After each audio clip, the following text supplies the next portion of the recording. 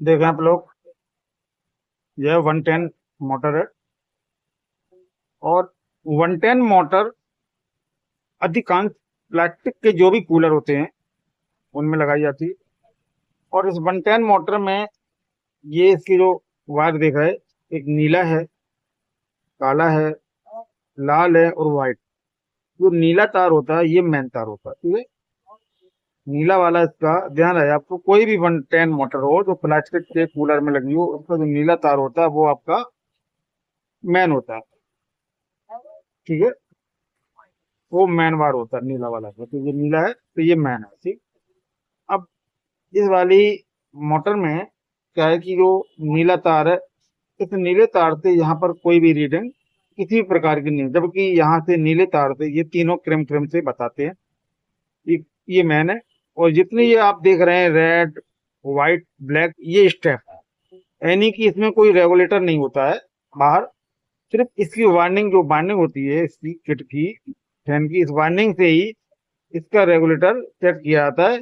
जैसे कि स्टेबलाइजर में स्टेप होते हैं, यानी कि जब स्टेबलाइजर में हम करंट डालते हैं तो आउटपुट में कई स्टेप होते हैं, आपने देखा रोटरी लगी रहती, तो वहां पे करंट का कम ज्यादा होना। ठीक इसी प्रकार ये मोटर में ही रेगुलेटर सेट होता है। इसकी वार्निंग में जो इसकी वार्निंग की जाती है उसी में कंट्रोल करने के कुछ टर्न डाल दिए जाते हैं। अब यहाँ पर जो प्रॉब्लम आप गौर से देखें ये बन रही थी, यहाँ पर ये देखें शॉर्ट सर्किट हो गई है। मतलब ये जो शॉर्ट सर्किट हुई है ये नीले तार में हुई है, यानी ये जो नीला तार है ये नीले तार में शॉर्ट सर्किट हुई है। तो आपको क्या करना है कि इसे बड़े आराम से आपको खोलना है, दोनों पल्लों को ये बाहर निकालना है। और यहाँ पर आपको थोड़ा सा पेट्रोल डालना है, क्योंकि ये हार्ड हो जाते हैं आपके तार। आप जबरदस्ती करेंगे तो ये पूरे तार टूट जाएंगे, आपको थोड़ा पेट्रोल डालना। और पेट्रोल डाल के ये बिल्कुल लूज हो जाएंगे, इसके धागे निकालने। यहाँ पर जहाँ पर ये नीला तार हो तो जुड़ा हुआ होता है, ये मेन, ये वाला, जहाँ पे शॉर्ट सर्किट हो रही हो वहां पर बड़े आराम से उसकी शॉर्ट सर्किट दूर कर दें, तो आपको ये नई मोटर नहीं खरीदनी पड़ेगी और आपकी यही मोटर प्रॉपर वर्क करने लगेगी। बस सावधानी आपको यही करना है, बड़े आराम से आपको, क्योंकि ओल्ड मोटर जब हो जाती है तो इसके कागज वगैरह झड़ने लगते। धीरे धीरे आप थिना डालें, थिना डालने से भी आपका ये लूज हो जाएगा वानर। और पेट्रोल डालने से भी कई बार आप थोड़ा थोड़ा पेट्रोल डालें तो ये लूज हो जाएगी। इस टाइप से आप इसकी कनेक्शन दोबारा कर सकते हो और मोटर को चालू कर सकते हैं। तो जैसा मैंने आप लोगों को बताया था, 110 की जो मोटर होती है उसमें ये आपका ब्लू वाला, ये ब्लू वाला आपका मैन बार होता है। कौन सा? ये ब्लू तार होता है, ये देखो मैन बार होता है, ठीक? और ये ब्लू वायर से जब आप सीरीज लगा के देखेंगे तो यहाँ पर आपको एक तार लगाकर यहाँ पर बारी बारी से, यहाँ और यहाँ सब पे तीनों जगह पर आपको कंटिन्यूटी मिलेगी। यानी यहाँ से लगाने पर यहाँ भी बताएगा, यहाँ भी होने की, नीले से ये आपका रेड, व्हाइट और ब्लैक तीनों आपस में बता रहे। तो ये जो रेड वायर यहाँ से जाता है वो तो देखें आप लोग, कंपनी ने इस मोटर को कितना सुरक्षित कर दिया है, ये देखें। अब यही जो नीला तार है ये देखें गौर से, ये कहाँ पे गया, ये जी नीला तार देख रहे हैं आप, ये जो नीला तार है ये आपका गया ऑटो कट पर, ये देखिए। तो सोचो आप, इस मोटर के अंदर वार्निंग में ये ऑटो कट लगा रहता है, और ये ऑटो कट क्या करता है कि ज्यादा वोल्टेज होने पर या मोटर ओवरहीट होने पर ये कट कर देता है, ठीक है। तो सोचो आप, मतलब जो ब्लू तार बाहर से नहीं बता रहा था, जिसकी रीडिंग नहीं मिल रही थी, और ये आपकी 110 की जो मोटर है कूलर की, ये वर्क नहीं कर रही थी। इसका वर्क न करने का एक ही रीजन था कि यहाँ से जो ब्लू वायर में जो मेन लाइन जाती है, मेन कनेक्शन जाता है, वो यहाँ से किसके द्वारा जाता है? एक ऑटो कट के द्वारा। ये देखें एक ऑटो कट लगा हुआ था इसमें, सोचो आप। तो वो एक तो ऑटो कट वार्निंग में ऐसे रहता है, यहाँ पे ऐसे वार्निंग में शिफ्ट रहता है, ये देखो वार्निंग में ऐसे लगा रहता है। तो जब ये ऑटो कट खराब हो जाता है तो क्या है कि वाइंडिंग में करंट नहीं पहुंचता है, इस कॉइल में करंट नहीं पहुंचता है, और आपकी जो मोटर है बिल्कुल वर्क नहीं करेगी किसी प्रकार। तो आपको क्या करना है, ये पूरा वार आराम से धीरे धीरे करके इसके कागज वगैरह इस टाइप की जो भी हो आराम से आपको निकालना है, इसके पेपर। और धीरे धीरे इसके धागे भी, जो जिसमें धागे लगे रहते हैं, ये वाले धागे, ये जो धागे लगे रहते हैं इससे ये कॉइल बनती है, आराम से निकालना। और यहाँ तक धीरे धीरे करके आपको पहुंच जाना है, ये देखें ऑटो कट के पास में। और ऑटो कट आपका ये जो खराब है, आप सिर्फ एक नया ऑटो कट लेके आप लगा दें। ये ऑटो कट अधिकांश आप लोगों ने देखा पानी की मोटर पे भी अंदर लगाया जाता है। कभी कभार अब आप पानी की मोटर जो टुल्लू पंप होता है हमारा, वो आपने देखा होगा चलते चलते बंद हो जाता है, फिर थोड़ा ठंडा हो जाए तो ये चलने लगता है। समझ में आ रहा है आपको? तो आप ये वही ऑटो कट है जो कंपनी ने इस मोटर में वार्निंग के साथ अटैच कर दिया है, जिससे कि हमारी मोटर ओवरहीट ना हो। लॉन्ग समय तक अगर हीट होती है तो अपने आप ये कट हो जाओ, ये थोड़ा ठंडा हो जाए। सिर्फ फ्रिज में ऑटो कट होता है, ठीक है। पानी की मोटर जो टिल्लू पंप होता है उसमें भी ऑटो कट होता है। यहाँ पर इस वाली मोटर में भी ऑटो कट इन्होंने लगा रखा है। तो आपको फॉल्ट मिल गया, चोर मिल गया।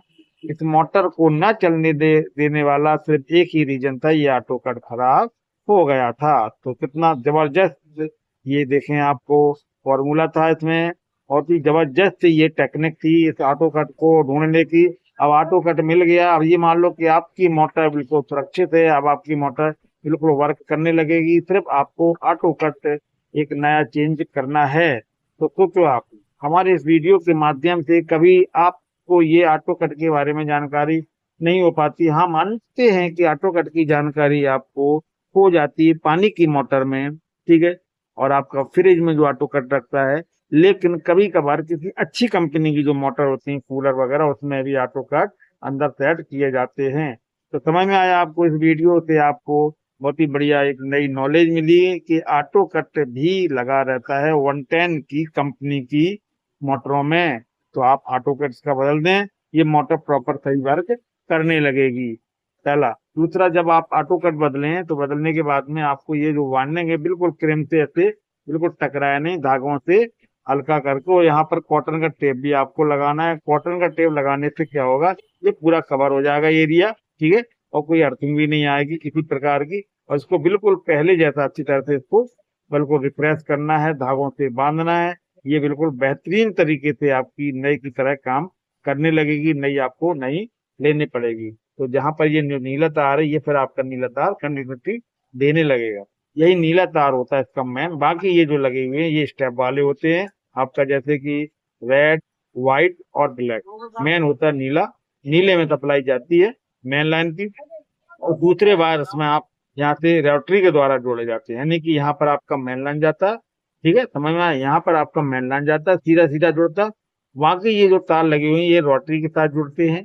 रोटरी में पहले नंबर पे आपका अगर ब्लैक में जाएगा स्पीड स्लो रहेगी, व्हाइट में जाएगा थोड़ी बढ़ेगी, ठीक है, और रेड में जाएगा तो स्पीड आपकी। क्योंकि ये जो कंट्रोलिंग है ये वार्निंग पर डिपेंड है। कंट्रोलिंग इसी अंदर से जो वार्निंग की जाती है इसकी किट की, उसी हिसाब से इसकी कंट्रोलिंग की जाती है। तो देखा आपने, इस वीडियो में आपको बहुत ही जबरदस्त एक जानकारी मिली, ठीक है, जिसके माध्यम से आप कोई भी अपने घर में कंपनी की अगर किट है तो उसे खोलकर जरूर देखना। हो सकता है उसमें आपका कहीं ऑटो कट लगा हो, जिसके कारण से वो आपकी मोटर वर्क ना कर रही हो, मोटर ऑन ना हो रही हो। जबकि पूरी मोटर ये देखें बिल्कुल फ्रेश है, कहीं भी किसी प्रकार का कोई फॉल्ट नहीं है, बढ़िया कंपनी की ये पूरा मोटर है। दोनों साइड बिल्कुल कहीं से किसी भी प्रकार की उसमें कहीं हमें कोई प्रॉब्लम महसूस नहीं हो रही है। तो ठीक है, अब आपको समझ में आ गया होगा कि हमें क्या करना है। सिर्फ ऑटो कट का आराम से बदल देना है, बाकी आपकी सारी मोटर नॉर्मल हो जाएगी। तो देखा, तिवारी प्रोजेक्ट हो रही यूट्यूब चैनल पर आपको कितनी जबरदस्त आज की तारीख में एक जानकारी मिली। इस जानकारी के माध्यम से अपनी 110 की कंपनी की मोटर को पहले आप घर पे इस तरह बिल्कुल चेक करें। इसके बाद में फिर आप मार्केट से खरीदें। यदि ऑटो कट लगाने के बाद में भी अगर आपकी वर्क नहीं कर रही है तब आप खरीदें। पहले ये काम आप जरूर करें, ये बहुत ही इंपॉर्टेंट आपका काम है और आपकी मोटर चालू हो जाएगी।